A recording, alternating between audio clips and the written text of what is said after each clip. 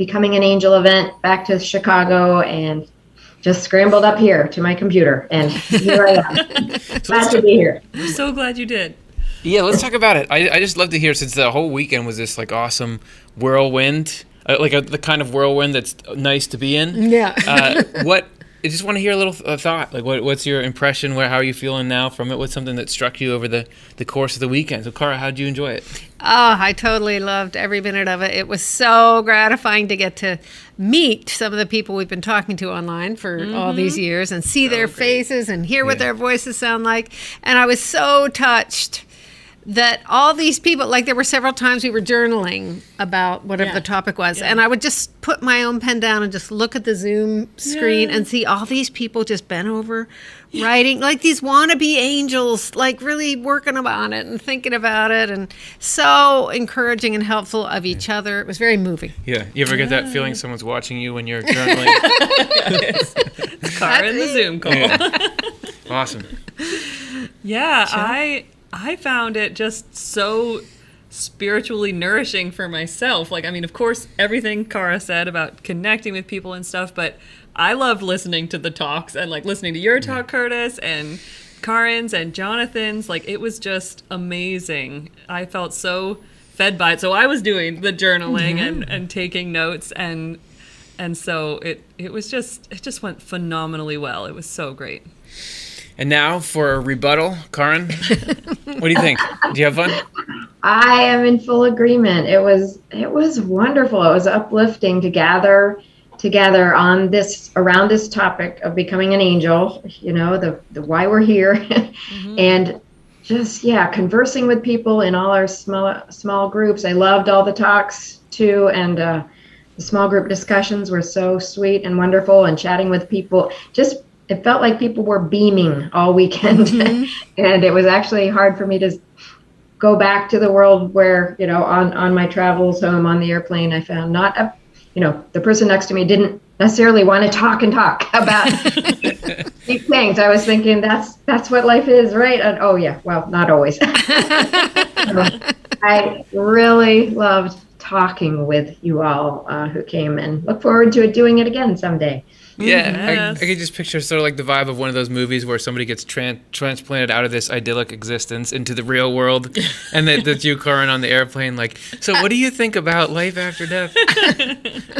I loved it. I loved, everybody was so friendly and earnest about like really wanting to like dig deep. You knew that every single person that was gonna come up to you in the chat room had this like this strong love for what you cared about, and it was just this really fun space to have. You don't usually exist like that, so it was great. So thank you to everyone who came, and if you didn't come, there's no way for you to ever see it. I'm sorry. I'm just kidding. You can catch up while it's not live. You have to wait a year for that. You can catch up on the recording of the entire thing. We taped the sessions. You can get that experience, dive deep with us. Just go to becomingangel.eventbrite.com, and you can sign up for the video recorded. That link is in the description. That's so right. That's much easier than trying to type that out, because it's event BRITE, which is not how you really spell it. Okay, let's get going. You all, I think, know that you're supposed to ask questions in the chat, so you probably already started. But if you don't, ask some questions in the chat, and let's get going. If you want to go to offtheLeft.com/donate, you can make a contribution to what we do. We're not going to do the extra 15 minutes. We're just all about tapped out from all the stuff we did over the weekend, but your donation will do the exact same thing it always does, which is help make this programming possible. So thanks, and let's get to our first question, which is chronochromy. What does Swedenborg say, if anything, about time in the afterlife? Which, what are the chances chronochromy would be asking that? Exactly. So, and if anything, there's something. What is it though? And can we remember it? Those are the two questions. So, anyone have any thoughts about time and afterlife? Sure. Well, he describes that time in this world is a reflection of the way time works in the afterlife. Which is to say, in the afterlife, there are still seasons and different times of day, those sort of elements of the cycles of time that we're familiar with in this world. But in the afterlife, it's all is changing according to our internal spiritual state.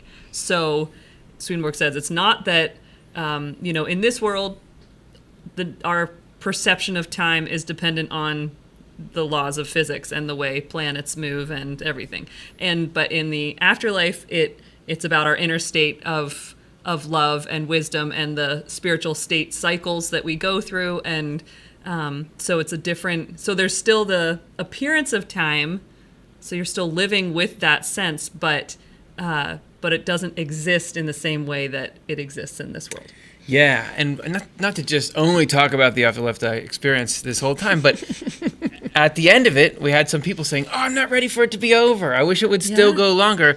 I think that's in the spiritual world, you're covered for stuff like that. I would think that instead of there's this arbitrary clock that's taking us to the end of something, it's over when the state's over. Yeah, Yes. when your state of mind changes, when your state of heart changes. Yeah. Karin, do you have any thoughts about time? Kind of means you always get a good night of sleep. I hope. Yeah, That'd be I got a great. full 45 He doesn't minutes. talk about night much. Yeah. You guys talk about sleep. Yes, I do. Yeah, just like Chelsea said, there's an appearance of time, meaning there are changes in the daylight and the seasons and things. But it's all according to your state of mind and heart. And so if you're engaged in something and enjoying it and wanting it to continue, it's good. There's not any time that's going to stop you. But when you're starting to feel like a shift would feel good, then something shifts. So it's totally dependent on where your heart and mind are at the time. I was going to say at the not time.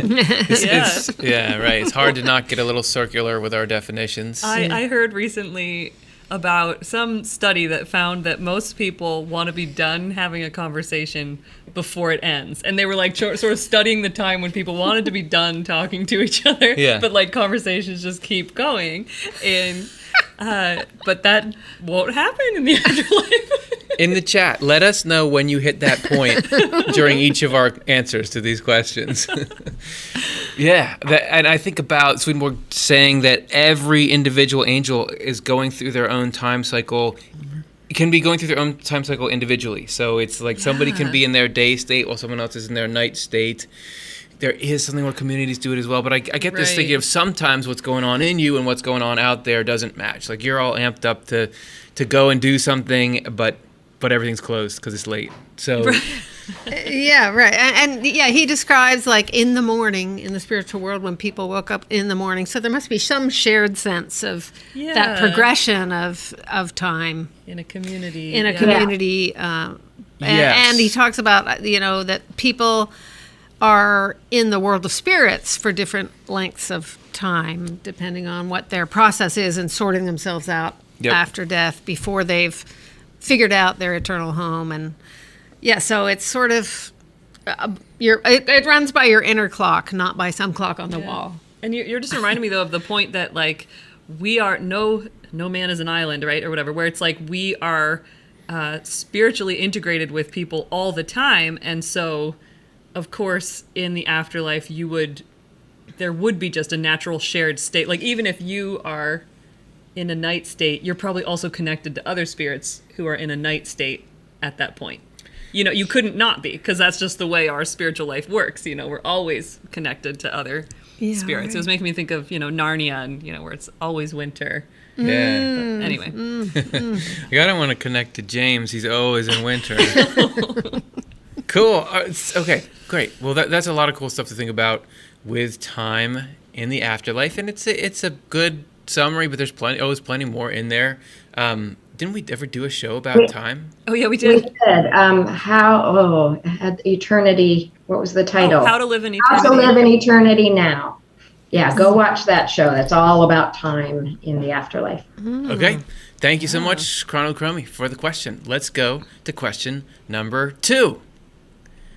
John Childs, do some evil spirits focus on reaching us through falsity and others more through our feelings? A little primer if you're just starting to watch. Swedenborg says that all the psychological stuff we experience, thinking and feeling, like Chelsea was just saying, is not an isolated the sort of start point, but it is connected to this big web of the whole spiritual world, much like now any device you have is not an isolated computer, but connected to the internet all the time and everything social. So Swedenborg talks about hell and evil spirits and them trying to mess with his head and heart. And are there specialists that sort of prey on that stuff? I mean, I would think, yeah, but let's talk about it a little bit more. Yeah, so I'm thinking about how Swedenborg describes different levels of heaven and hell. And there's a spiritual heaven and a heavenly heaven or a celestial heaven. And the spiritual one is more about wisdom, truth, that stuff. There's some kind of orientation that's deep there. And the celestial one is more about love. And so hell has the mirror image. And I forget the two terms that Swedenborg uses, but there are two terms Satans for and demons. Satans and demons or devils and something, something. Right. Maybe it is Satans and demons. Anyway, so the same thing. One of them specializes in falsities, and the other level specializes in, like, evil loves. So I think there are different access points for different phases of our own emotional process. It makes total sense that there would be. I mean, there's everything in nature specializes, so you think you'd have that as well. We had a donation. Thank you, but I realized now I missed the name when it came up. Is that something that you can...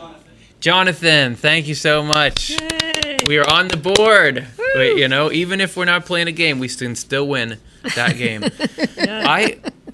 Okay, Chelsea, do you have something on this? I do have enough, but you could go. I mean, Okay, well, I was just going to say sometimes Swedenborg would describe in his Journal of Spiritual Experiences particular evil spirits that got in and were very careful not to touch his thoughts because he would know that they were there, that they only tried to work on his feelings. So there certainly seem to be evil spirits that are doing that and doing that intentionally so as to avoid detection. And to sort of manipulate him. Yeah, and what was coming to my mind was how Swedenborg describes that we have different sorts of temptations that he goes through. And when Swedenborg uses the word temptation, it's like a spiritual crisis, a sort of phase, a spiritual state of difficulty where we're,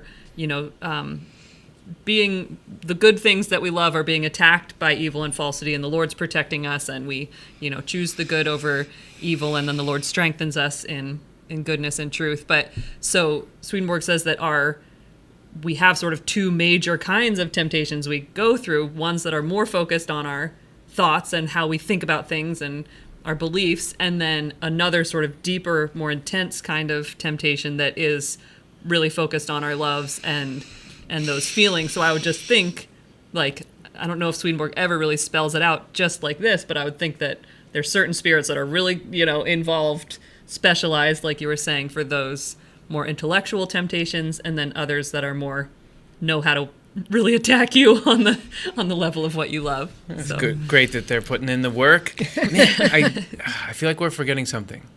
Oh yeah, Karin. What do you think? Yes, I have a note open from the New Century Edition that is saying that where Swedenborg makes the distinction, evil spirits, which are also sometimes called Satans, are associated with false thoughts, love for the world, and justifications of evil, whereas demons are associated with demonic love, the negative love of self and acting out the obsessions. So demons are more about the feelings, the cravings and the desires, and Satans or evil spirits are more focused on stirring up false thoughts. Mm-hmm. Those NCE people, super helpful. Yeah, they are. Super. Let them know for us, would you? Yeah. All right. I'll let them know. Cool. Thank you, John. Let's keep going. Let's keep going strong. What's the next question? We've survived 2. This is from David Santelli. He says, "What kind of entertainment is there in heaven? Do the actors who went to heaven continue acting in heaven, or what?" Yeah, really. Like, it's okay. I didn't get the part, but maybe I'll get it in the heavenly production. Yeah. That's right. So that's one of the things that Swedenborg does describe is theater productions in heavenly societies, and so that there's a whole art to it, and so I would think that the actors that we love in this world who have passed on, they are just, hitting their prime in terms of their acting skills. Yeah, I wonder about basketball players. Like, because people here are always saying, well, what if this person in their prime went against this person in their prime? Does it work like that? Epic tournaments. Also, Swedenborg talked about plays being used as moral education at times, that in angelic societies they would portray good states and then not all the way the opposite bad states, but ones that sort of tended toward that. So it sounds like their plays are doing some work as well. Yeah, especially for children. I think he talks about that. Yes, representation. Yeah. And also, he talks about what's that word? Not like relaxation and recreation. Recreation, that's the word. So it does sound like he talks about banquets and sporting events and plays and performances and things like that. So and like conferences. And, right. Intellectual engagements, stuff like that. That's right. Yeah. Well, Karin, do you have a thought? I think you guys mostly covered it. Yeah, I was going to mention his descriptions of music concerts and games people play and socializing and banquets and beautiful gardens to stroll in. And yeah, definitely, like you were saying, theater, including comedy. There was a place where he was talking about, the plays and things. They won't have like evil bad guys in their stories in heavenly plays, but there are like comedies, like to try to kind of look at the things, tendencies you might want to avoid in your life. It's more a comedic, somebody acting that out in a comedic form. So it's not disturbing and hellish, but it's fun and a fun way to kind of think about things. Awesome. Thank you. And Karin, I'm going to call on you first. Next question. Be prepared. I just feel like that's only fair. Christine, thank you very much. Christine, we had a donation. We're doing great. Just as I was. Thank you, everybody. Much appreciated your support of our programming. We couldn't do it without you. That's literal. Okay, next question, which is going to Karin. Liza Field, did Swedenborg perceive a purpose in physical illness? Oh, an easy one. Okay. Yeah. So, take it away, Karin. Physical illness is obviously something that's on a lot of people's minds right now, and it's just hard to think of why would God ever allow this to exist? What good could come out of it? So I'm eager to hear, Karin, what's going on with it? No pressure, huh? Mm-hmm. There is not a purpose to physical illness in that God made that happen, for some purpose.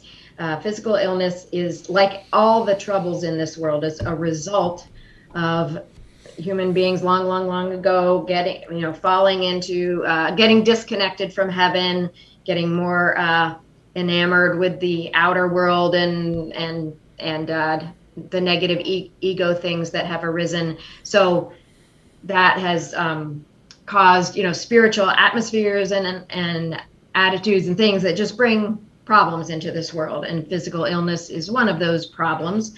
So there's not physical illness was not created by God for a purpose. It's a result of the fall of humanity and negativity. But God uses any trouble that we go through in this world to help us go along the journey to becoming an angel, because through hard times we do get shaken up, we have to make choices and remember what's important, and so facing challenges, facing hardships is actually a very important part of our spiritual growth, because then we do need to think about how we need help and what's important, kindness and things like that. So a lot of spiritual growth can come out of dealing with any hardship, including physical illness. And I know I've just heard a lot of stories of people that facing a challenge like that, just gets them to resort their priorities. So God brings good out of whatever happens, does not cause any hardship, but just will bring good out of it. So there's not a purpose to illness, but I think you can find purpose through that experience. Like you can seek purpose. You can seek now what am I to be doing during this experience, and what am I to be learning, and what can I do to increase compassion for myself and others. And so that kind of thing, purpose can come out, the good that God brings out of it can become purposeful, even though there's not a purpose to illness, so to speak. That's my thoughts about it anyway.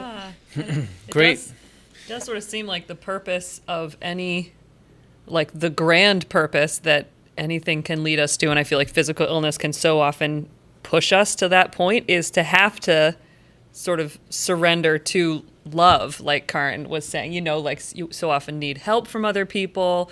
You realize you can't do it on your own. Like it's sort of, by providence, kind of a perfect little concoction to get us to sort of shake up our ego and sense that, we've got it all under control, and, we're driving this thing. And so that's interesting to think about. Yeah.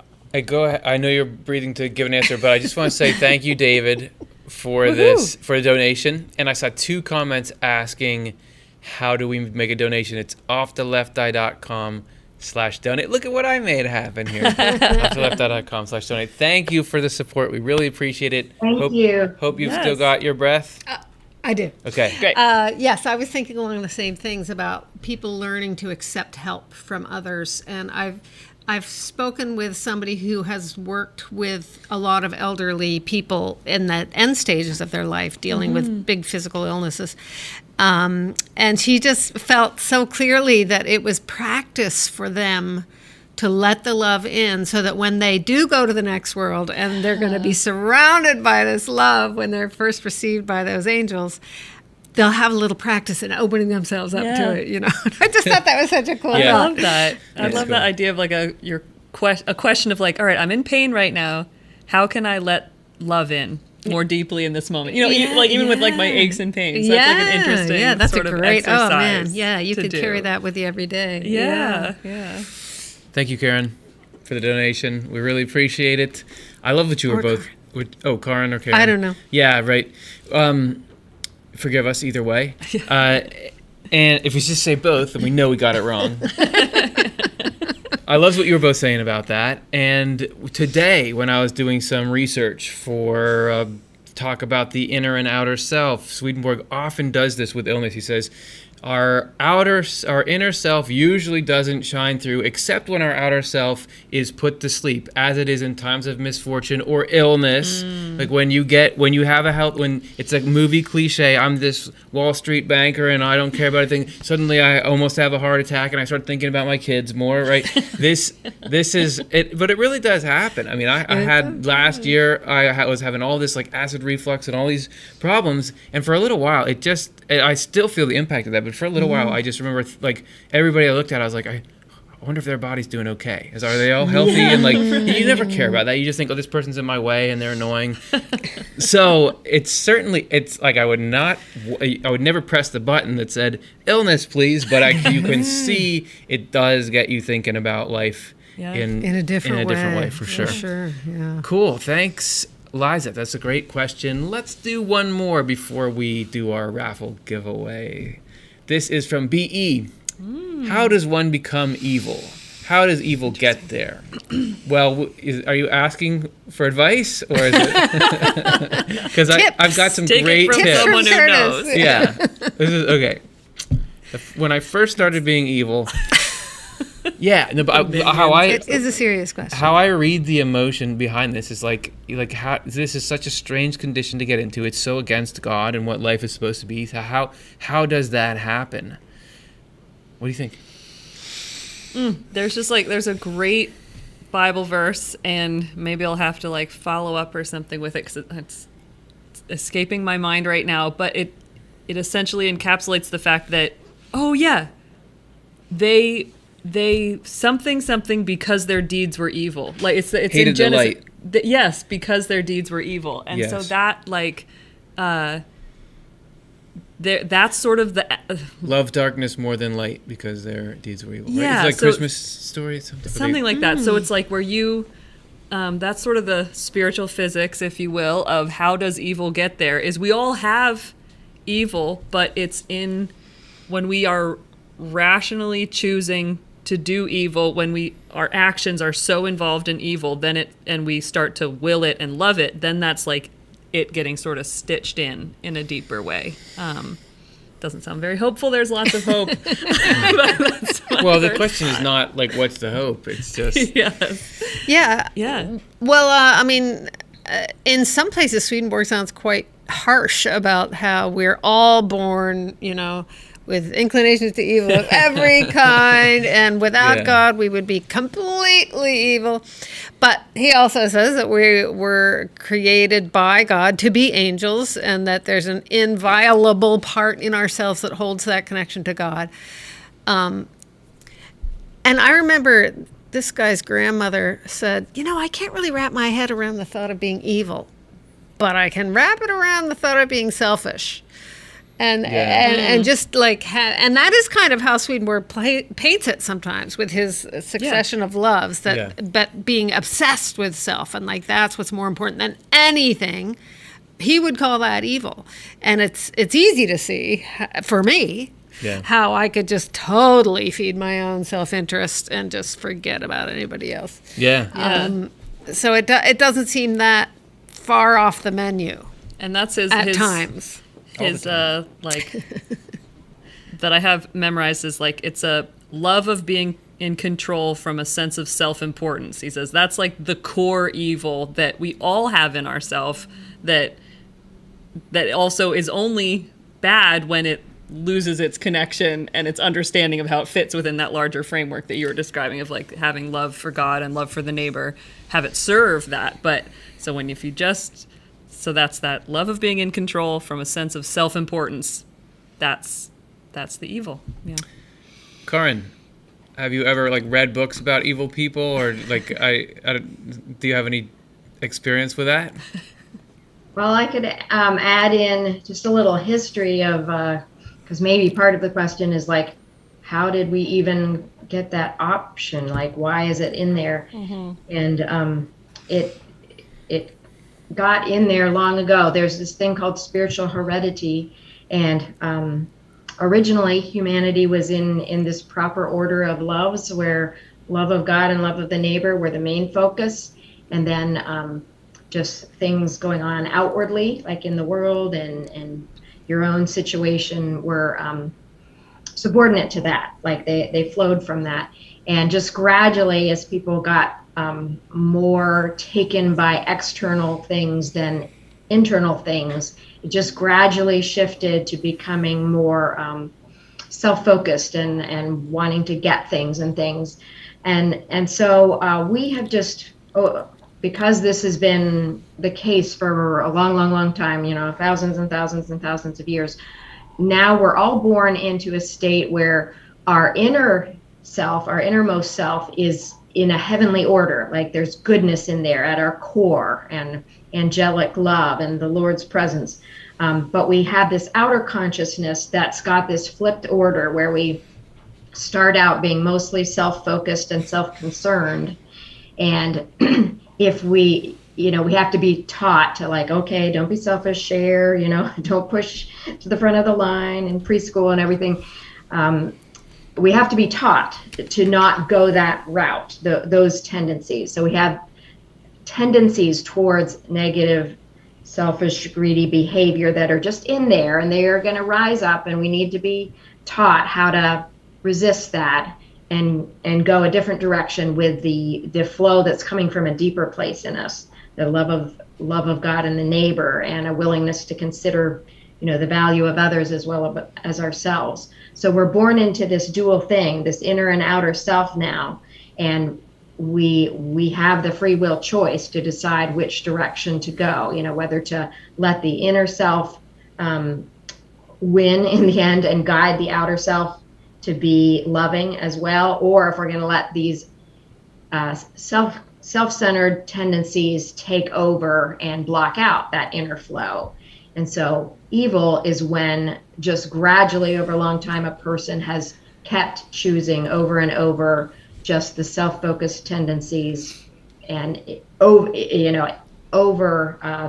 the deeper tendencies to love the neighbor, and going the other direction, choosing good, is when you choose love of the neighbor and service as the main focus, and then let your love of things and yourself flow from that. So that's some thoughts. Great. No, I love it. Those, I feel like we have this really good spread of explanations surrounding that. I want to offer one last thought, but before I forget, Sam and Elizabeth, thank you. Woohoo. Much appreciated. The support really makes all the difference in the world to us.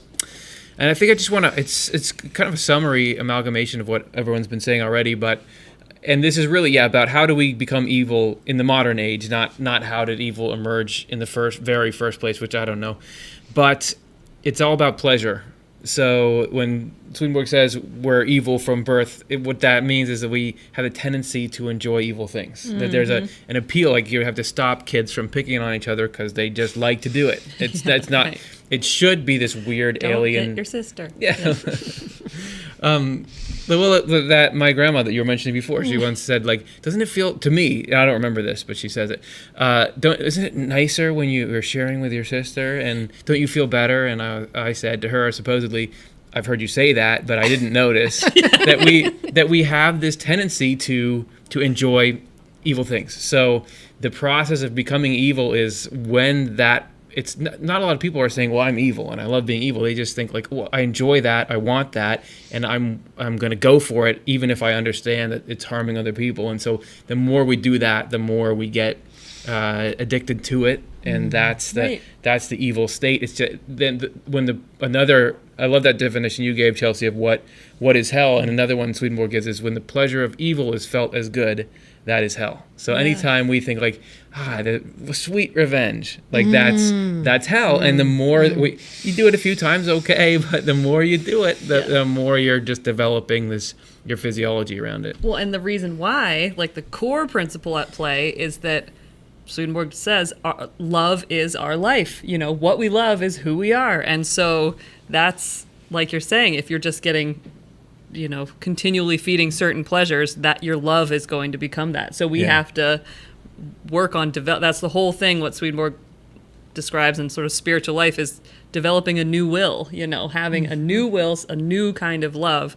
That's the whole rebirth process, that was you have to be born again, is really having a new will recreated you, the heart of flesh versus the heart of stone, so that's what the whole Bible is talking about. Yeah, totally. And created initially through the intellect, because you're not going to start feeling like, well, I don't want to pick on anyone, but you can learn that's not good. And regeneration in essence is, that would be fun, but that's not good, so I'm not going to do it. Yes. So it's like that, and then the new will gets created. It's awesome. Thank you so much, BE, for that question, and thank you all of you for sharing your wisdom on that.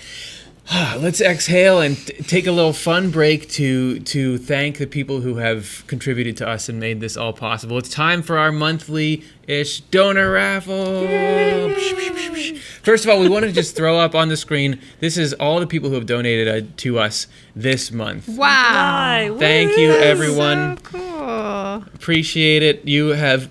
Everyone who, this organization has touched this month, you've had a hand in that, and going forward, you're setting us up. So thank you so much. Pause the screen, and everyone print that out, put it on your wall. Thank you. And now we want to try to give back just a token. We're going to have a raffle. The first one is an all-donor raffle. So everybody who was on that graphic that you just saw, you could win this. Here we go. The raffle is done by computer, and it is going to be...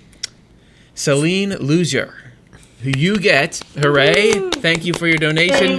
You're going to get Heaven and Hell, the book, or the audio book for free, whichever one you'd like. We'll let us know, and we'll send it right to you. We'll be in touch. Thank you so much. It's a great book, full of, it's his most popular, but also just full of these interesting details the more you look in there. Okay, here's this next one is the new givers. So if you gave for your first time this month, welcome. We're so glad to have you. And here's what you're gonna get. And this is who's gonna get it. Misha Solomon. Welcome, Misha. You get Divine Love and Wisdom, the book, or the audio book.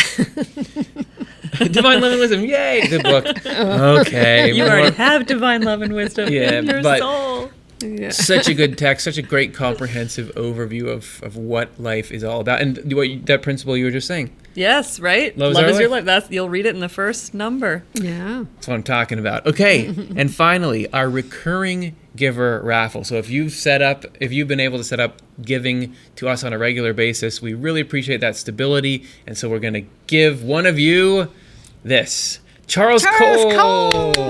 Divine Providence, which somebody was saying, I think at the Afterlife experience, that's the book of comfort, Divine Providence. And do I agree. Yeah. So hopefully it brings you some comfort or joy or anything in between. Thank you. All right. Thank you, donors. If you want to be, in the next raffles, go ahead and go to offtheleft.com/donate. Look at how quick they are on the draw with that. Man, I must have a tell. I must do something with my shoulders when I'm about to talk about donations.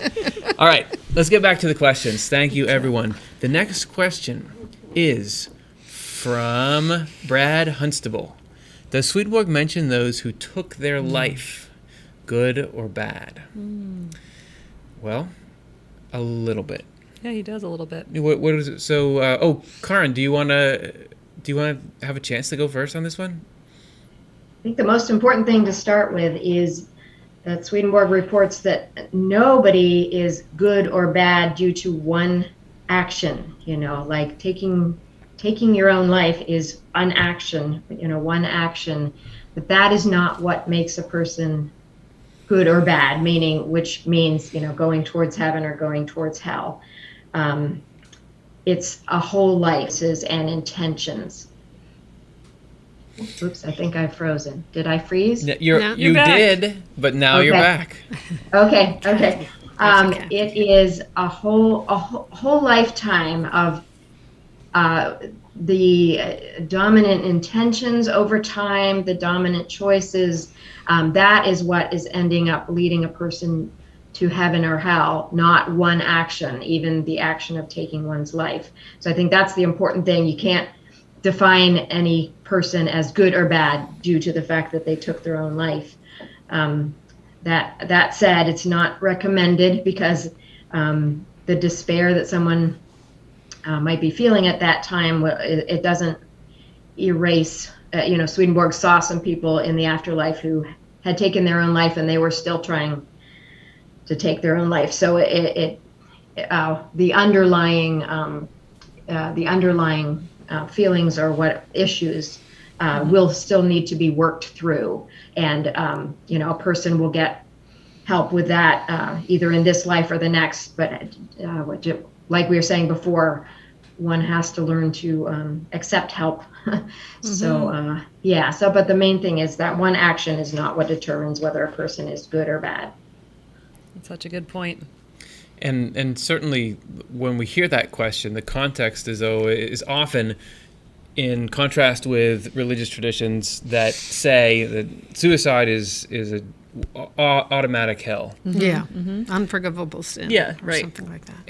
But then on the other side, there's the if I don't like life here and the afterlife is so wonderful, can I just take my life and go there? And I think Swedenborg's answer is like right in the middle, because he's saying, as Karin mentioned, that no, nothing's an automatic. You don't have to worry that your person that you knew, that you loved, that took their life is in hell, and that's unfixable.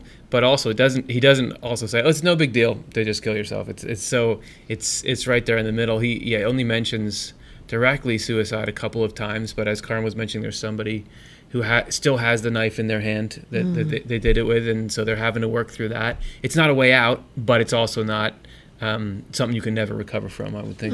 Yeah, and I feel like there's just a lot of, the principles of the spiritual world at play within this question that, from a Swedenborgian framework, a lot of people bring to this kind of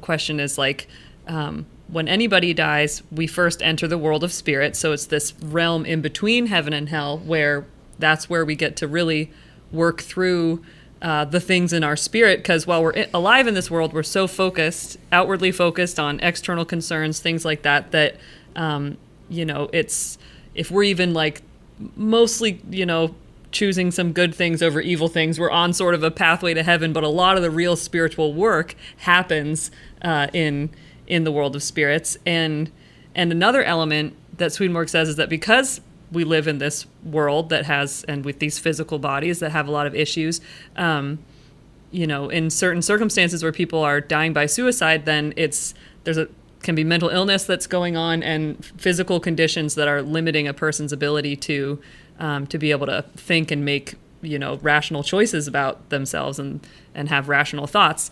And so in that case, when somebody dies, we leave those physical things behind, those physical limitations. And so it's your spirit that's on the inside that is waking up and meeting angels in the world of spirits and getting to, think about things in a new way. And that's not to say everything that happened in this world was for naught or useless, like it was it's a preparation, and sometimes going through really intense experiences like that give you, like the tough circumstances that can be around a person's life who maybe ends up dying by suicide can end up giving you knowledge and even spiritual gifts, I feel like, to be able to show up for others who struggle with things, So I feel like continues in the afterlife, even after.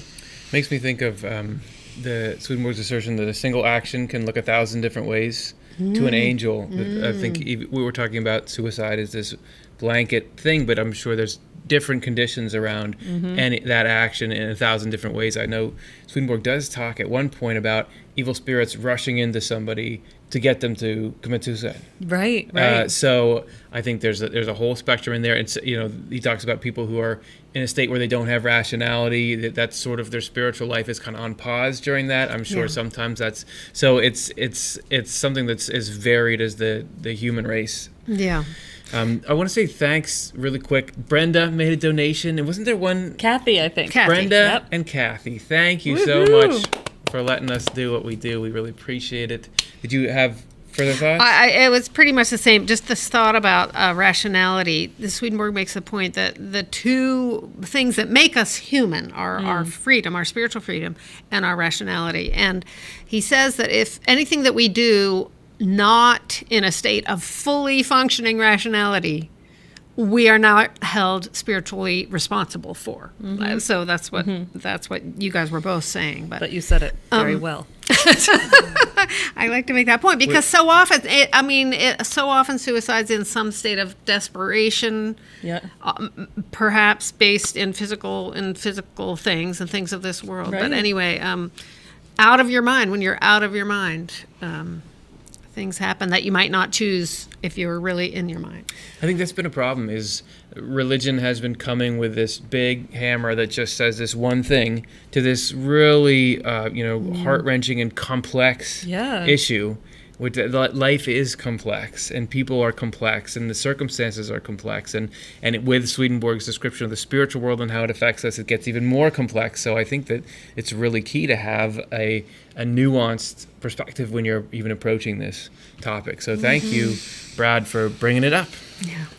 All right, let's do another one. Let's see what the next question is. DB. Ooh. What was Swedenborg's definition of free will from his teachings? My belief is that our life is laid out for us with a final destination, but we choose how we get there. Interesting. Okay, cool. So, well, that is just so interesting because, we are, like, the Lord knows all time is present to the Lord. We can't really have that kind of perspective, but so in a sense, it's not ever going to be something that, I connect to in my mind, but God can see the whole path of my life. And so God knows there is this spiritual home that, that I am destined for, you could say, that's in heaven. And yet that's very different than my experience of life. And that's maybe sort of the key interesting element that Swedenborg describes about our free will is that our life flows in from God. So you'd think, okay, we're sort of just like automatons. It just all comes from God. But an element of God's life flowing in is that it gives us the ability to act as if of ourselves, to act as if we have life of ourselves and that we are our own independent, autonomous beings. And that capacity in us is inviolable. That's that word that you used earlier, that's never, can't be taken away. Yeah. Yep. And so I love that. It's such an interesting, again, nuance is living as if of ourselves. But that never goes away. So for me to get from here to that spiritual home, it's always going to be, I'm going to feel like I got there of myself. And I'm going to get that joy or that satisfaction of, wow, but I did this in partnership with God. So it's sort of similar to DB, but yeah. I'm sure that's how a baby feels when it's hanging on your fingers and walking. It's like, I'm doing this. I'm going to start to reference a quote that I don't know exactly what it is, but Karin, I think you'll probably know it because I just feel like you know them all. So let me know if any of you have heard this, but I think there is a passage where Swedenborg directly says that there are all these elements that we need for our spiritual growth, yet the order that God is fluid in the order that we pick them up in. Mm-hmm. Is that Karin? Is that right? That's not ringing a bell. Well, I'm gonna say that it's that there really is that. Okay. Well, this is like somebody who saw a UFO and nobody else believes them about it. I swear. Okay. I think it's in there, but I'm now doubting it a little bit. Okay. What else? Anybody have? Karin has something. I think it's really important though to add in that everybody is predestined for heaven. So no, you have to, anybody who ends up in hell used their free will to decline the invitation to heaven because, and there's a wording I'm struggling with. My brain's a little tired after the weekend. Maybe, but we have this whole weekend. But there's like, for people who choose to go towards heaven, there's a word, and the other is foresee. So he foresees what we're going to choose. Provides. Provides. One is provides for, and the other then permits. It permits, yeah. So anyway, nobody is ever predestined to go to hell, or to spend time in hell. Everyone is predestined for heaven, but free will is real at the same time because we can decline that invitation and go the other direction. So I just wanted to add that up. Yeah, isn't it true? Even hell, heaven and hell, there's your spot, and like if God's trying to pull you up into heaven as high as you can go in it, but if you're going into hell, you go into like the hell that's in opposition to your same thing. So there's your place, and God is trying to get you as much vertical, progress as possible. But there's either way. There's our destiny out there. Just how exactly we want to live that out. Yeah, and also there's these levels of heaven that people can choose to stay at one level if that's where they feel comfortable. But I think there is a highest heaven version of ourselves in potential that we can choose how far to go into our potential, it seems, because God allows everybody to stay at the level that they feel comfortable, that is not going to force anybody to keep going. So we definitely have options in the journey, how far we want to go, and that it is a partnership. God has this ultimate heavenly destination for all of us, but we can opt how much, how far to go towards that. Mm-hmm. I see in the chat somebody says, so God knows our choices before we make them. And that goes back to the first thing about time. If God being in all time, he does know what we're going to choose. It's just the classic thing about freedom or predestination. But I solved it for myself in a stupid and simplistic thing about I can Let me hear. I can offer my granddaughter, my 3-year-old granddaughter, I can offer her ice cream. She is perfectly free to say no.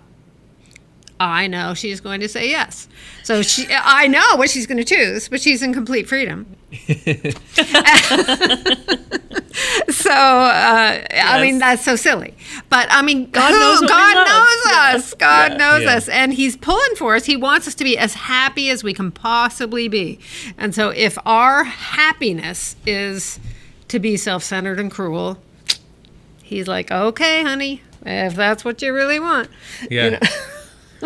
Yeah, and there's got to be a way that within the realm of possibility that God can know something without having caused it. Like you think if God knows it, then he caused it, but God's outside time and space. So there's a way that could happen. I don't feel like that's impossible, that we could be really involved in choice, but it doesn't. But God also can see 20 moves ahead in chess. Okay. Yeah. And I will say that I love the line, it's in Secrets of Heaven, that God does not rest until love takes the lead. And so that's even true, for the, he'll respect our choice because he's not going to override our freedom, because that's, the thing that he cares most about in us is for us to have that freedom. But he's going to, God is working constantly to try to have us choose the more loving thing. Well, it's not like, oh, you're choosing hell. Okay, man, I really tried. It was so great being God, and I'm out of here. Thank you, Michael. That God is there every day with everybody who's everywhere and working doing the same thing every day he's always done, which is try to get you to try to take care of you. Try to take care of you, and if you say I'm gonna try to hurt all these people and do all these terrible things and throw myself deeper into this, okay, in that I'm gonna be mitigating that and trying to take care of you and give you the best day you can possibly have in this. So I think there is just this kind of if we're choosing hell, then God's like, oh yeah, I remember Curtis. He was gonna be cool, but he did that, and man, I miss him. No, God is there. God is still there with everybody. Even angels are there all the time helping. I mean, this is heaven. Is not like, look how it turned out for you. I mean, angels would gladly trade places. Angels spend their day trying to help that. So I think that's important, just to round it out emotionally. Yes, and right, wherever somebody gets themselves, God it's never static and it's never over, because God is always working to pull people away from worser evils towards lesser, towards goodness. There's constant effort there to pull people back in a better direction, according to what the person is able to accept. Thank you. Good. And thank you, DB, for an excellent question. I found myself sort of thinking about the idea so much I forgot that we were doing this show. So here we are. Wow, how long have we been here doing this? Okay, let's see if we can get another question in here before the end of it. Next one is from Songs of Swedenborg. Great. You are in the right place at the right time. What does Swedenborg say about music in the afterlife? Oh, good. I'm so glad he asked. And do couples who marry in the afterlife ever part ways? One. Hey, that's a twofer. Okay, let's do the first one. Twofer in 6 minutes. Go ahead. Swedenborg says some amazing things about music in the afterlife. One is just that it's sort of in all of us, and so there's these sort of spontaneous choirs of music that happen in societies of angels. No? Okay. Can we edit that out? And almost that these choirs, this music is, or it's so interesting because he also, I guess he calls them just gyres sometimes. Yeah, gyres and choirs. Anyway, but if it's spiral musical, it like singing a song together helps you get in harmony spiritually with the people that you're around. It's a way to kind of organize people, is to have that harmony. And so there's a whole lot of music. Is it like a musical? I'm serious. We Maybe. have this thing. Everybody loves to watch these movies. I'm thinking of like Disney movies where people just like you're watching the action and suddenly we're in a song and the electric eels are singing. Yeah. Is that like? Yeah. Does I that think happen? so. Okay. Thank you, Daffodil. Daffodil made a donation. Much appreciated. If anyone did donate and I missed them, I'm so sorry. I'm like really wrapped up in all this stuff. Oh, and it just seems like songs are like passed to each other in heavenly societies, so like then different heavenly societies will all be singing, but they're all singing different songs, but they all go perfectly together. Like Swedenborg witnessed this. It's craziness. And it's all an expression of some kind of feeling, some affection. Yes. It's giving expression to some kind of affection or feeling or emotion or something that you're touched by, something that your heart is touched by. I mean, he even goes into details about what certain kinds of instruments are more spiritual and other ones are more heavenly, affectional, that love-based. Right, so like, the ones with the even breath as opposed to the ones with the strings. and horns and something like resonant. like celestial, heavenly ones or the horns. Really, so many details about music.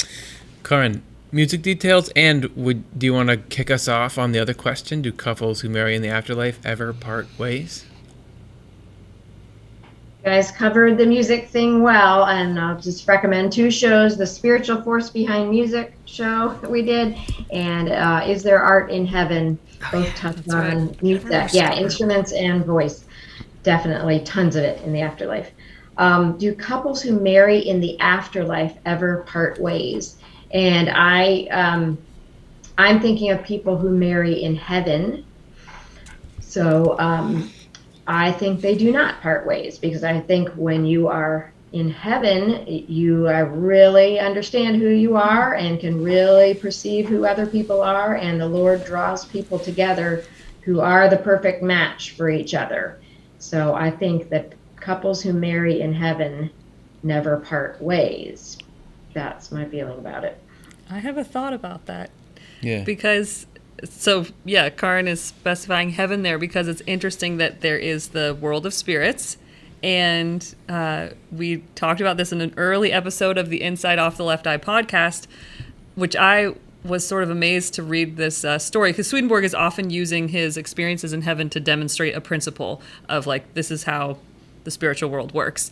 And in one of them, he's describing couples in the afterlife, but they're in the world of spirits. They're not in heaven yet, but they're like couples, so it's like married couples, but they actually get separated for a time. And so there's this purposeful separation for the individual people to do their own spiritual work before then they come together and are able to then progress in their relationship. So it was just an interesting example, a sort of detail that I hadn't thought about before, but that there's marriage counseling in the world of spirits. Like I think that people work on their relationships. So it's all just to say, do they ever part ways? It's like it's about 2 people doing their spiritual work. So things might come together or move further apart, but you still might be on that journey together. So like for the real spiritual work, maybe it's better if we don't see each other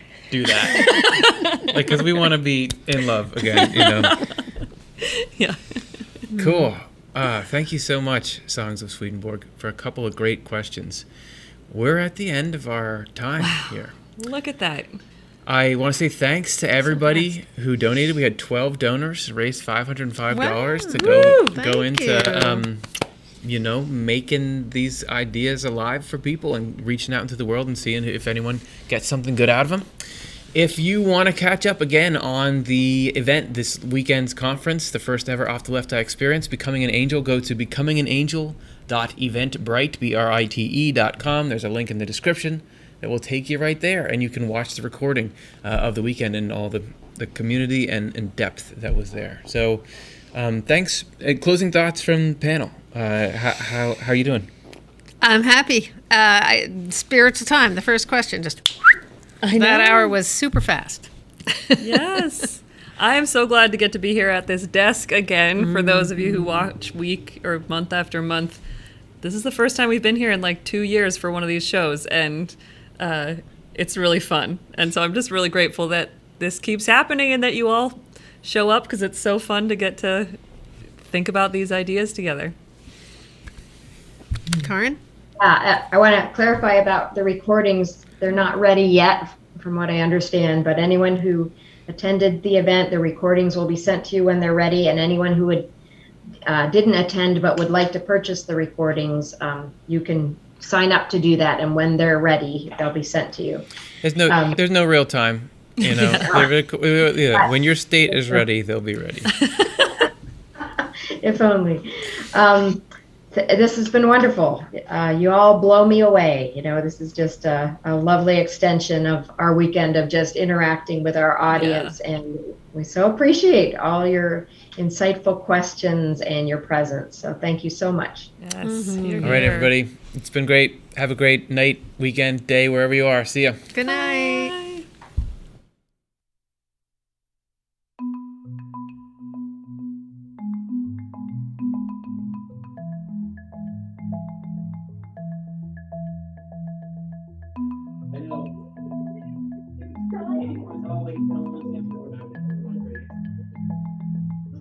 Amazing. Didn't expect that at all. That was very sweet.